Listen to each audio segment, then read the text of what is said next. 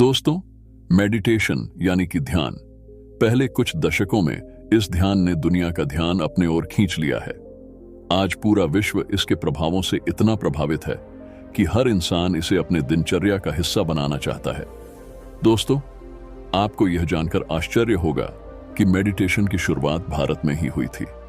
दोस्तों, विश्व में मेडिटेशन का सबसे पुराना लिखित प्रमाण भारत के वेदों में ही पाया गया है और मेडिटेशन ही वो जरिया है जिसके माध्यम से हमारे प्राचीन ऋषि मुनि, पीर, पैगंबर अपने खुद के भीतर छुपे हुए ब्रह्मांड से जुड़ते थे और भीतर के ब्रह्मांड से ही इस सृष्टि और ब्रह्मांड में फैले न जाने कितने रहस्यों के बारे में वे बिना किसी आधुनिक मशीनों के ही खोज पाते थे। दोस्तों, हमारा आधुनिक विज्ञान आज भी हमारे ऋषि मुनियों द्वारा की गई बहुत सी खोजों और गणनाओं को लेकर आश्चर्यचकित है कि कैसे वे लोग बिना किसी आधुनिक टेक्नोलॉजी के धरती, चांद और सूरज तक की दूरी की एकदम सही कैलकुलेशन कर पाते थे।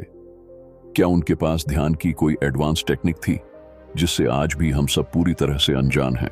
दोस्तों, ये मेडिटेशन ही था जिसके सही इस्तेमाल से सिद्धार्थ गौतम जैसे एक राजकुमार ने भगवान बुद्ध बनकर सारे संसार को अपने ज्ञान से प्रकाशित किया और मेडिटेशन की अद्भुत पावर से ही पूरे विश्व को एक नया परिचय करवाया था।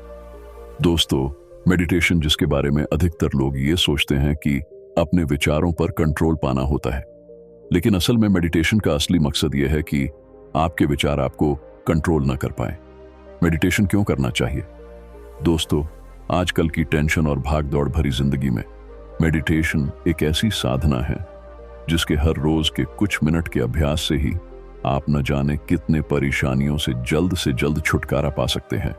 आज हमारे पृथ्वी पर केवल 4% लोग ही ध्यान करते हैं, लेकिन बचे 46% लोगों को इसका पॉजिटिव इफेक्ट होता है। अगर हम भी लगातार 90 दिनों तक मेडिटेशन की तो इसका पॉजिटिव प्रभाव हमारे और हमारे फैमिली पर दिखाई देगा। दोस्तों, अगर पृथ्वी पर 10% लोग ही ध्यान करने लगे तो पृथ्वी पर विद्यमान लगभग सभी समस्याओं को नष्ट करने की ताकत ध्यान में है। उदाहरण के लिए हम बात करें तो भारत के योगी ने सन 1993 में वैज्ञानिकों के समक्ष यह सिद्ध किया था। दोस्तों, हुआ यूं कि उन्होंने वॉशिंगटन डीसी में 4000 अध्यापकों को बुलाकर एक साथ मेडिटेशन करने के लिए कहा था और चमत्कारिक परिणाम यह हुआ कि शहर का क्राइम रिपोर्ट 50% तक कम हुआ।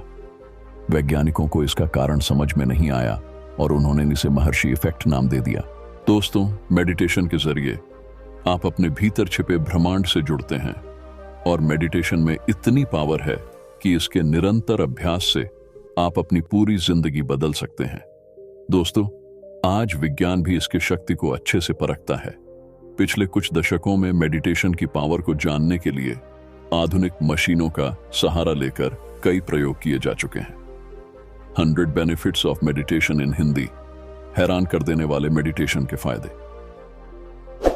दोस्तों, मेडिटेशन के ऊपर रिसर्च करने वाले वैज्ञानिक मेडिटेशन के अनगिनत फायदों के बारे में जानकर दंग रह गए हैं और वैज्ञानिकों ने मेडिटेशन करने के फायदे नोट्स किए हुए हैं और उन्होंने एक एक फायदों के ऊपर रिसर्च भी किया हुआ है और रिसर्च करने के बाद लोगों को इंस्पायर करने के लिए मेडिटेशन करने के 100 फायदों को दुनिया के सामने उजागर किया हुआ है।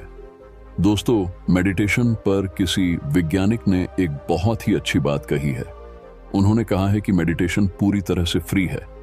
इसके लिए कोई स्पेशल इक्विपमेंट की जरूरत नहीं है और इसे सीखना कठिन नहीं है। मेडिटेशन कहीं भी और किसी भी समय प्रैक्टिस किया जा सकता है। यह टाइम कंज्यूमिंग नहीं है।